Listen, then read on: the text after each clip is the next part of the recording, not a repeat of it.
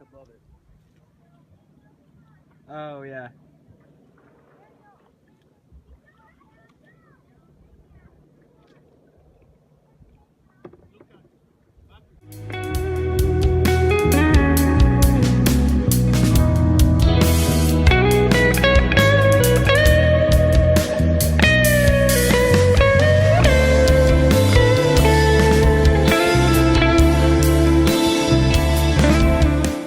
All tools are kind of neutral in that it's up to the individual to decide whether or not it's used for good or bad.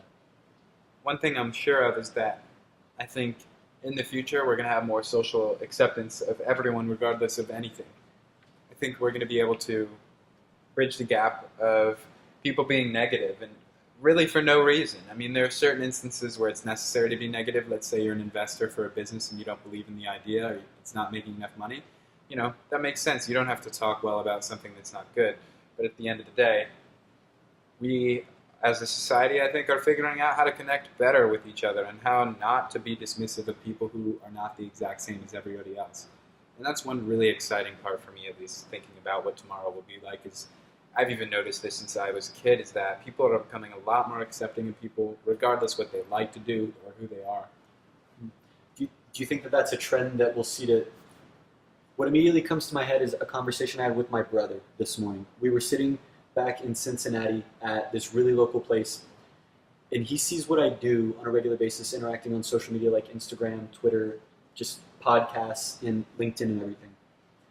And then he tells me he wants at the end of the day to live in a single community, and he wants to be in a community like he is and just have impact in that community. And it turned us into a conversation of what the value is of going out and experiencing other places and traveling. And if that shapes your perspective in a positive way or not, because right now, a lot of times when you grow up in a community, your personality is shaped by that community very strongly. And if you don't leave that community, you never get to see how other people live. So that's just the outside world, and this is the life that you live.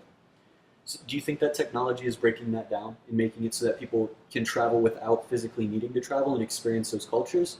Or do you think that it, again, up to the individual, but that they create a sound box? I think there will always be value in going somewhere else because as a result of going somewhere else, you see the way it works in person and what it would be like to be there. But at the same time, it's made it a lot easier to see what it would be like to be anywhere, whereas in the past you may have had to go there. Now we have entire histories and pictures on the internet where you can see what it was like and what the people think. It lets us shape our realities better. Like, we can look through all of that, and rather than just hearing one person's perspective, like, you need to go to Paris, Yeah. I can see, like, actually, as personally, I would love to experience the culture of the Monist temples in Asia, because I want to get away and experience some really old traditional culture and not European culture. Like, you can make that really specific decision now. You used to not be able to do it. It's Like, true. show up to a AAA store and just have that AAA place be like, this is the flights that we have available.